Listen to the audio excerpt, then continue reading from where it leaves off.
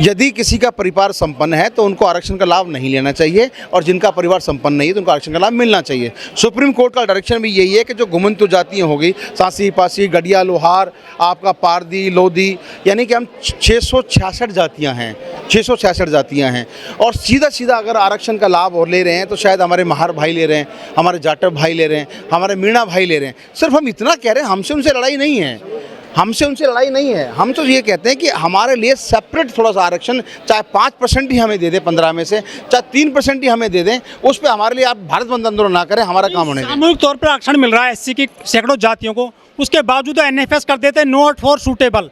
यदि आप आरक्षण अलग से ले लोगे, एजुकेशन उस स्तर की है नहीं आपकी, तो वो तो सीटें फिर खाली रह जाएंगी, बैकलॉग में डाली जाएंगी, फिर वो सामान्य में चली जाएंगी, वो कोटा जो है फिर क्या काम खत्म हो जाएगा धीरे धीरे। वो बहुत अच्छा क्वेश्चन है आपका।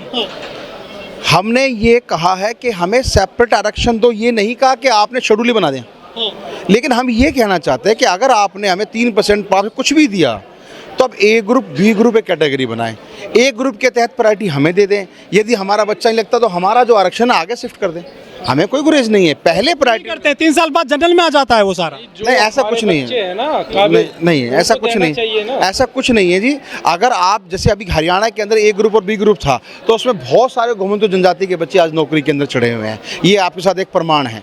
तो सिर्फ हम मुख्य धारा से जुड़ने के लिए ही ऐसा मांग रहे हैं, और नहीं तो सही मायने में जो इनकी स्थिति दयनीय है, इसके हिसाब से DNT का तो सेपरेट आरक्षण होना चाहिए देश के अंदर, जैसे SC में OBC के अंदर है। सरकार साहब मांग क्यों नहीं करते हैं कि जो हमारी सीटें हैं, जो बैकलॉग है, पहले वो भरा जाए, सभी को मौके मिले उसमें। देखो, मांग तो आप भी कर रहे हैं और हम भी कर रहे हैं, निरंतर कर रहे हैं, मांग ही तो रहे हैं, मिलता कहाँ है? और मिलना ना मिलना, ये जो आंदोलन का रूप आपने देखा है, ये एक विमुक्ति दिवस नहीं था, विमुक्ति दिवस 31 को था, लेकिन मैंने यह रचना रची कि मेरे साथियों रचना रची कि हम 1 सितंबर को बुलाएंगे, क्योंकि 1 सितंबर अब इतिहास में घुमंतु जनजाति का एक इतिहास का एक पन्ना लिखा जाएगा कि हमने अपनी आवाज़ आज वर्गीकरण को लेके और सेपरेट आरक्षण को लेके आज हम बाबा साहब के चरणों के नीचे, अंबेडकर इंटरनेशनल के नीचे हमने अपनी आवाज़ उठाई है। यह है व्यवस्था के लिए हमने यहाँ पर इकट्ठा किया है, और अब नहीं होगा तो अब जंतर मंतर पे 50,000 लोग आएंगे, हम लेकर आएंगे। हम यार वैसे भी तो झोपड़पट्टी के अंदर रोटियाँ खा रहे हैं। कोर्ट ने यह भी कहा है कि ये क्रीमी लेयर लगाया जाए, क्या उस काबिल हो गए कि आप क्रीम खा रहे हैं उसमें लेयर लगाया जाए?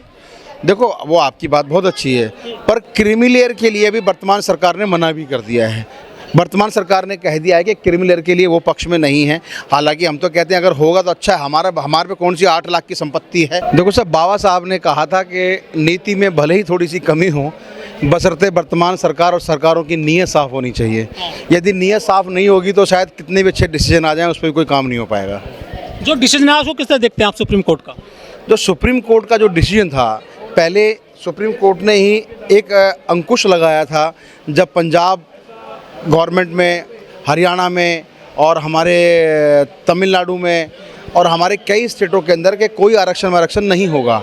लेकिन जब अब सुप्रीम कोर्ट को ये पता चला कि परम पूज्य बाबा साहब ने कहा था कि जो मुख्य धारा में नहीं आ पा रहे उनके लिए आरक्षण का लाभ होना चाहिए, तो कुछ ऐसी जनजातियाँ हैं जिसमें घुमंतु, अर्ध घुमंतु जनजाति है, अर्धघुमंतु जनजाति है, जो सही मायने में इनको लाभ नहीं पहुंच पा रहा, और यही जातियां ऐसी हैं जो अब भी हाशिए का शिकार हैं और भेदभाव का शिकार हैं। शिक्षा का स्तर इनका बहुत डाउन है, रोज़गार इनके पास है नहीं, इनके शेल्टर ऐसे कि यहाँ उठाते हैं आगे भेज देते हैं, यहाँ उठाते हैं वहाँ भेज देते हैं, लेकिन फिर भी हमारा बच्चा 10,000 में एक बच्चा ग्रेजुएट है। हम तो अन्य समाज के भाइयों से भी ये कह रहे हैं कि हमारी आपसे लड़ाई नहीं है, चाहे वो अन्य समाज जो अभी हमारा भारत बंद का आह्वान कर रहे हैं, हमारी उनसे लड़ाई नहीं है। हम तो हमारी दशा को देखते हुए उनसे ये विनती कर रहे हैं, ये विनती उनकी दशा को देखते ही कर रहे हैं कि यदि वर्गीकरण में हमें भी थोड़ा सा हिस्सा सेपरेट हमें मिल जाता है तो हमारे बच्चे भी पढ़ लिख कर कुछ बन जाएंगे। सर, पहले तो एजुकेशन चाहिए एक्शन लेने के लिए, आप उसकी मांग क्यों नहीं करते हो? उसकी हम बराबर निरंतर हमारी मांग कर रहे हैं, पहले की अपेक्षा बच्चा थोड़ा सा पढ़ने लगा है। लेकिन मैं फिर आपसे कह रहा हूँ, एक बच्चा ग्रेजुएट होता है लेकिन उन दूसरे बच्चे के सामने जो बच्चा वो कंपटीशन में नहीं चल पाता, तो इसकी व्यवस्था जब परम पूज्य बाबा साहब ने पहले भी एक समतामूलक समाज की स्थापना बनाने के लिए गुहार कही थी, और जब मुख्य धारा से दूर थे, जब परम पूज्य बाबा साहब ने ये कहा था कि आरक्षण इनको लिए हो ताकि ये भी एक समान स्थिति के अंदर आ सकें। लेकिन बाबा साहब ने पूरी कैटेगरी बनाई है जिसमें सैकड़ों जातियां हैं, SC में, ST में। यदि आप जाति के अनुसार आरक्षण मांगोगे तो ऐसे तो जो है कभी नंबर नहीं आएगा नौकरी किसी का भी, वो सब जाति अलग अलग मांगेंगे आरक्षण। देखो मेरी बात सुनो, मेरा सिर्फ एक मानना ये है कि यदि आपका पेट भरा है तो मैं उससे कहूँगा कि भाई 2 रोटी कम खा ले, साथ वाले को दे दे।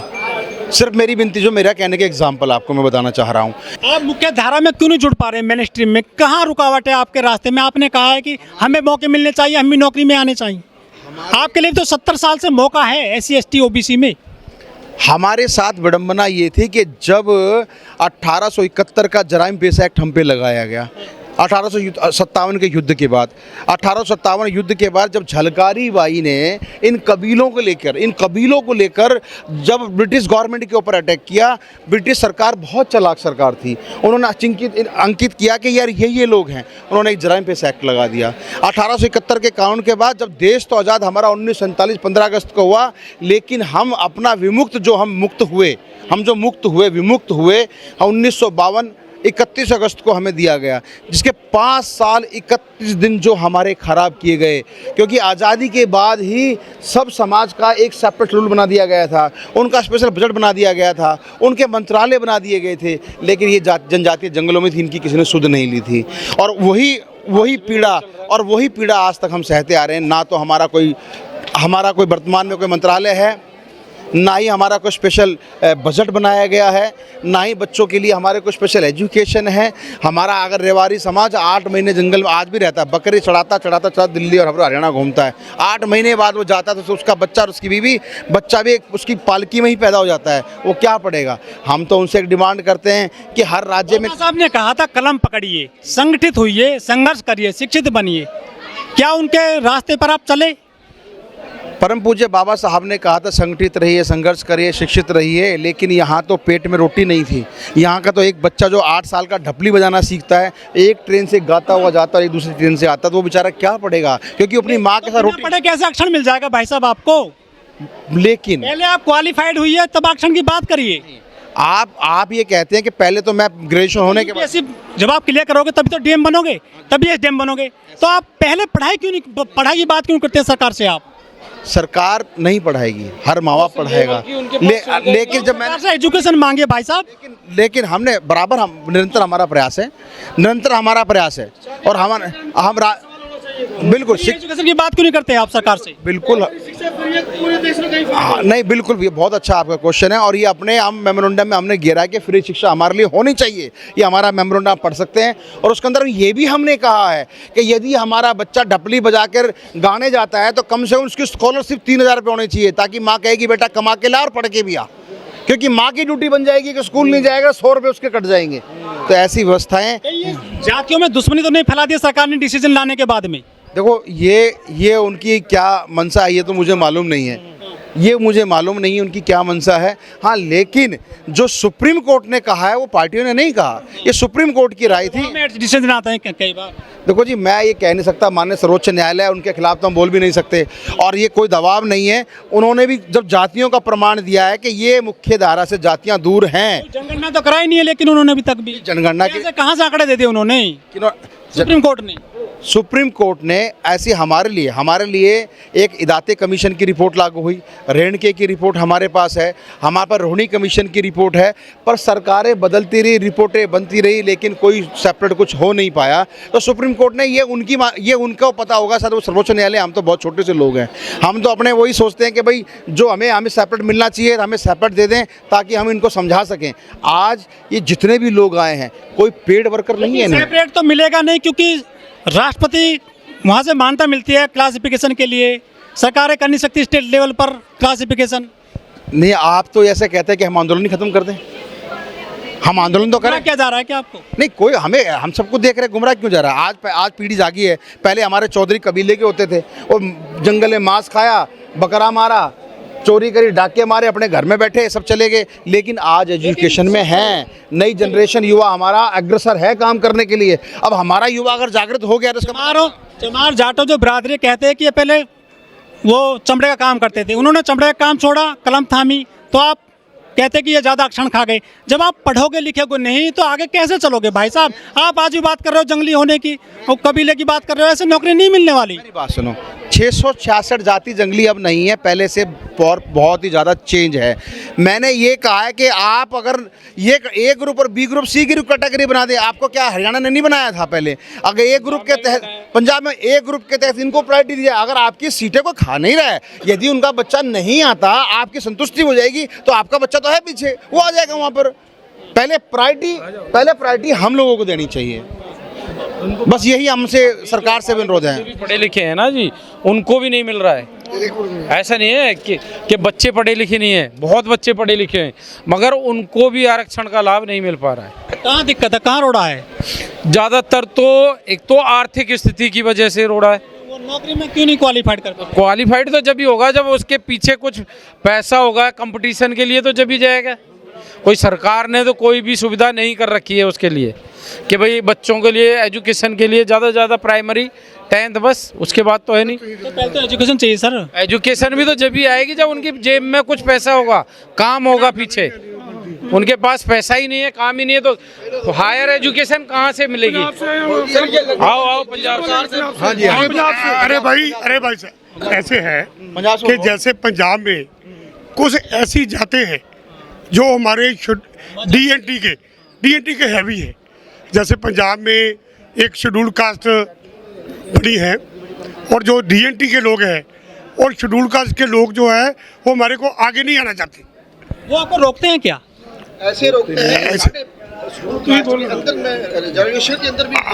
देखो, मैं बाबू सिंह जंडियाला, सोशल वर्कर, विमुक्त जातियाँ आगू पंजाब। हम यहाँ आज 73वें आज़ादी दिवस पर आए हैं। जो हमारी डिमांड है पंजाब की है, जो पंजाब का रिजर्वेशन थी 50% 100% जरी थी, उसको 50-50 कर दिया था। 1975 को 50% मजहबी सिख तो वाल्मीकि को दे दिया था, तो बाकी आरओ एंड अदर जो भी डीएनटी के लोग। जो 74 में हुआ था, कुछ बदलाव आया था समाज में? वही चल रहा आज तक भी वही चल रहा था। ये 4 में हटाया था ना, 6 में नहीं, वो तो चैलेंज हो गया था, वो चैलेंज हो गया था जब हट गया था। नौकरियां लगी थी सर, वो चलता रहे, वो लगा रही, नौकरी लगती रही, उनको बेनिफिट मिलता रहा। हमारे लोगों को बेनिफिट नहीं मिला, जो एसटी के लोग थे, हमारे को बेनिफिट नहीं आज तक मिला। हमारे सारे हिंदुस्तान में ये पोजीशन है। इधर हरियाणा है, चंडीगढ़ है, दिल्ली है, पंजाब है। हमारे लिए ये एक दिक्कत बन गया, क्योंकि हमारी 2-3 कैटेगरी हैं, जो शेड्यूल कास्ट है, शेड्यूल ट्राइब है, तो विमुक्त जातियाँ हैं। विमुक्त जाति की separate recognized category which is having a population in the Punjab 15 lakh 15 lakh के करीब है। तो चाहती नहीं, वो तो घूमते रहते हैं, गाड़ी लेकर चलते ही रहते हैं। वो तो पहले कोई स्टेबिलिटी नहीं है उनके लिए। तो सर, तो जब सरकार उसको देगी, उनको रहने के लिए जगह देगी, मकान देगी, ज़मीन देगी, घर देगी, पढ़ाई के लिए वसीले देगी, तो जरूर रहेंगे। तो जो अंग्रेज़ों ने जो हमारे तक जराइम पेश एक्ट लगाया था, अंग्रेज़ों ने ही ट्राइबल वेलफेयर डिपार्टमेंट बनाया था। ये तो बाद में इन्होंने किया, हमारा 1952 में इन्होंने किया। हमको याद 31 अगस्त 1952 को काला कानून लाया। जब पाकिस्तान बना तो उसी दिन लगा दिया, ख़त्म कर दिया। हिंदुस्तान वाले ने 5 साल 16 दिन रखा। ये कैसा देश है जिस देश में 2 आज़ादी दिवस मनाए जा रहे हैं? एक हम 15-16 दिन पहले बनाया, तो एक आज मना रहे हैं। ये डिस्क्रिमिनेशन है ना। हम तो इसको ये शब्दों में कहेंगे कि एक वो लोगों का है, एक जोकों का है।